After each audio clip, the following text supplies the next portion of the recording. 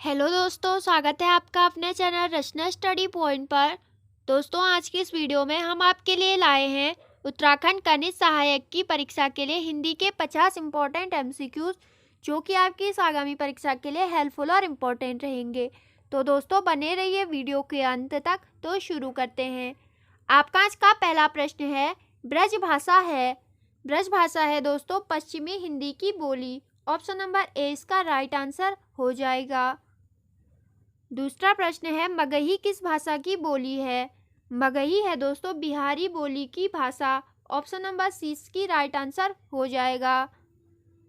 तीसरा प्रश्न है, हिंदी खड़ी बोली किस अपभ्रंश से विकसित हुई है। हिंदी खड़ी बोली विकसित हुई है दोस्तों सौर सैनी से। ऑप्शन नंबर 20 का राइट आंसर हो जाएगा।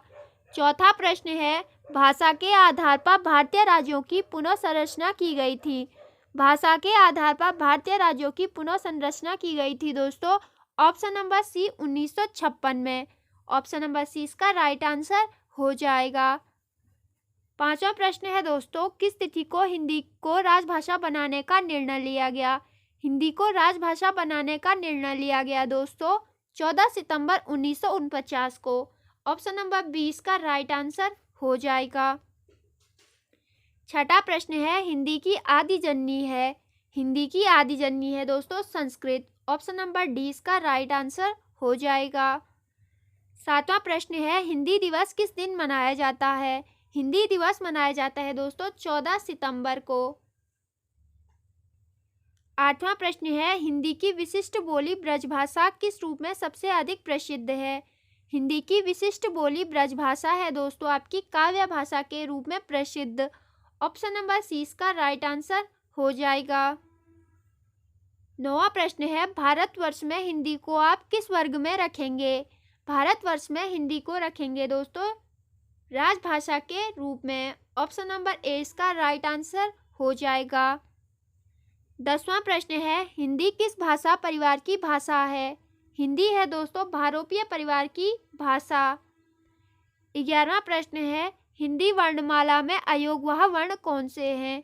हिंदी वर्णमाला में अयोगवाह वर्ण है दोस्तों अंग और अहो। ऑप्शन नंबर सी इसका राइट आंसर हो जाएगा। 12वां प्रश्न है, वर्णमाला कहते हैं। वर्णमाला कहते हैं दोस्तों वर्णों के व्यवस्थित समूह को। ऑप्शन नंबर सी इसका राइट आंसर हो जाएगा। 13वां प्रश्न है, निम्न में से कंठ्य ध्वनियां कौन सी है। कंठ्य ध्वनियां है दोस्तों ऑप्शन नंबर डी क और ख।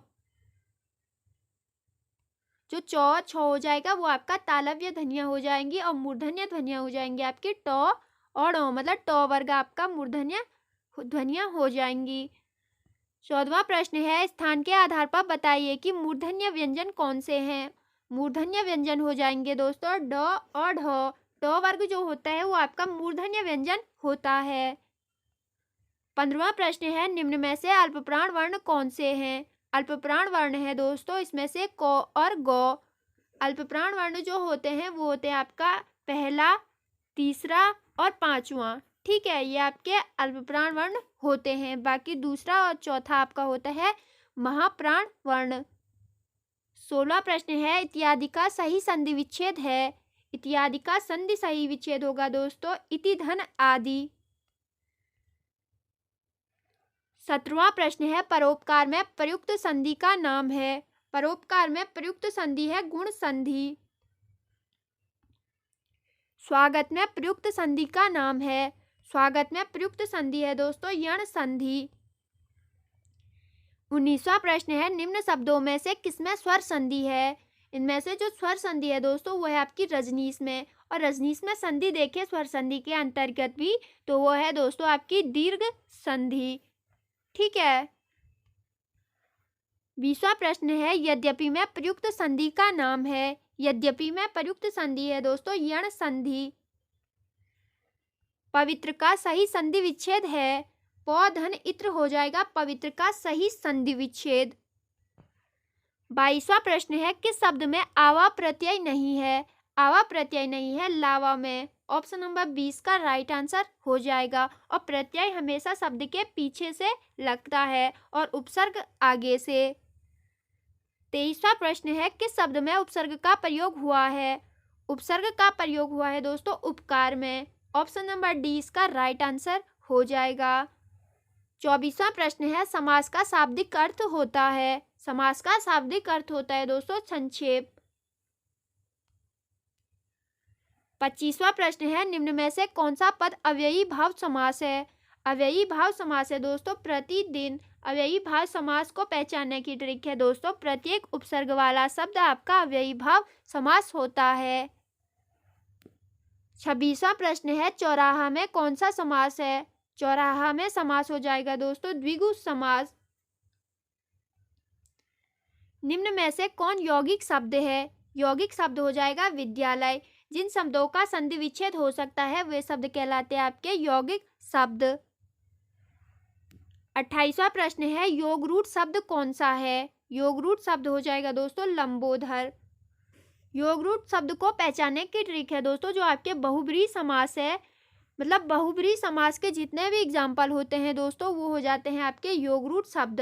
और योग रूट शब्द जो होते हैं आपके वो इस तरीके के होते हैं, मतलब अक्सर ये भगवानों के नाम पर होते हैं, जैसे लंबोदर यानी गणेश भगवान जी, दशानन यानी रावण, चक्रपाणी यानी आपका विष्णु भगवान जी। इस तरीके के शब्द जो होते हैं वो आपके योग रूट शब्द होते हैं। 29वां प्रश्न है, नीचे दिए गए विकल्पों में से तत्सम शब्द का चयन कीजिए। तत्सम शब्द है दोस्तों गोधूम। 30वां प्रश्न है, नीचे दिए गए विकल्पों में तद्भव शब्द का चयन कीजिए। इनमें से जो आपका तद्भव है वो है आपका मुंह। 31वां प्रश्न है, कौन सा शब्द देशज नहीं है। पुष्कर जो शब्द है वो आपका देशज शब्द नहीं है। 32वां प्रश्न है, चाय किस भाषा का शब्द है। चाय चीनी भाषा का शब्द है। वकील किस भाषा का शब्द है। वकील अरबी भाषा का शब्द है। और आप हमें कमेंट बॉक्स में जरूर बताइएगा कि कैंची किस भाषा का शब्द है। संकर शब्द का अर्थ है। संकर शब्द का अर्थ होता है दोस्तों दो भाषाओं के शब्दों से मिलकर बना शब्द। रेलगाड़ी शब्द है। रेलगाड़ी शब्द है दोस्तों संकर शब्द। यह आपका रेल प्लस गाड़ी शब्दों से मिलकर बना है। निम्न में से भाववाचक संज्ञा कौन सी है। भाववाचक संज्ञा है दोस्तों शत्रुता। 37वां प्रश्न है, निम्न में से कौन सा शब्द व्यक्तिवाचक संज्ञा है। यमुना जो है वो आपका व्यक्तिवाचक संज्ञा है। इसी प्रकार जो आपका चंबल है वो भी आपका व्यक्तिवाचक संज्ञा है। ये आपका पुलिस के पेपर में पूछा गया प्रश्न है। कारक के कितने भेद होते हैं। कारक के दोस्तों 8 भेद होते हैं। 39वां प्रश्न है, के लिए किस कारक का चिन्ह है। के लिए कारक का चिन्ह है दोस्तों ऑप्शन नंबर ए संप्रदान के लिए। ठीक है। वृक्ष से पत्ते गिरते हैं इस वाक्य में से किस कारक का चिन्ह है। वृक्ष से पत्ते गिरते हैं, इसमें जो आपका से है वो है आपका अपादान कारक का चिन्ह। जो आपका अपादान में से का प्रयोग होता है वो होता है दोस्तों आपके अलग होने के भाव में। 41वां प्रश्न है, वृक्ष पर पक्षी बैठे हैं इस वाक्य में पर कौन सा कारक है। पर में पर हो जाता है दोस्तों आपका अधिकरण। ऑप्शन नंबर डी इसका राइट आंसर हो जाएगा। कवि का स्त्रीलिंग है। कवि का स्त्रीलिंग है दोस्तों कवयित्री। और कवयित्री इसमें से जो राइट होगा वो होगा आपका ऑप्शन नंबर बी। ये आपका पटवारी के एग्जाम में पूछा गया था वर्तनी में। 43वां प्रश्न है, हिंदी भाषा में वचन कितने प्रकार के हैं। वचन होते हैं दोस्तों 2 प्रकार के, एक वचन और बहुवचन। इनमें से अनिश्चयवाचक सर्वनाम कौन सा है। अनिश्चयवाचक सर्वनाम है दोस्तों कोई। 45वां प्रश्न है, आलस्य शब्द का विशेषण क्या है। आलस्य शब्द का विशेषण हो जाएगा दोस्तों आलसी। मानव शब्द से विशेषण बनेगा। मानव का विशेषण बनेगा मानवीय। 47वां प्रश्न है, अविकारी शब्द होता है। अव्यय जो होते हैं वो आपके अविकारी शब्द होता है। निम्न शब्दों में से कौन सा शब्द क्रिया विशेषण है। धीरे धीरे जो है दोस्तों वह आपका क्रिया विशेषण है, जो कि आपकी क्रिया की भी विशेषता बताते हैं। जो क्रिया अभी हो रही हो उसे कहते हैं जो क्रिया अभी हो रही हो दोस्तों उसे कहते हैं अपूर्ण वर्तमान। 50वां प्रश्न है और आज का आखिरी प्रश्न है, कौन सा शब्द क्रिया विशेषण है? तेज जो है दोस्तों इसमें से वो आपका क्रिया विशेषण है। तो दोस्तों ये थी आपकी आज की वीडियो। आज की इस वीडियो में हमने हिंदी के 50 मोस्ट इम्पॉर्टेंट एमसीक्यूज को डिस्कस किया।